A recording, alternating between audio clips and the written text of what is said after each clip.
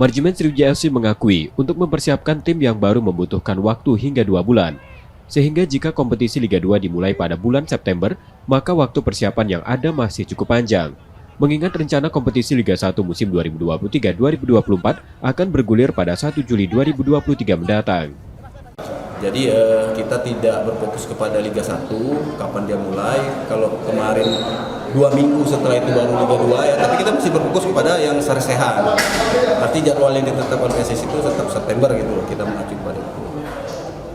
Kita masih punya persiapan waktu yang spare yang panjang ya untuk mempersiapkan tim, karena 2,5 bulan atau 2 bulan itu ya minimal lah ya kita punya waktu untuk mempersiapkan tim.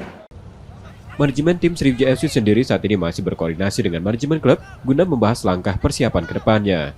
Nur Muhammad, Kompas TV, Palembang, Sumatera Selatan.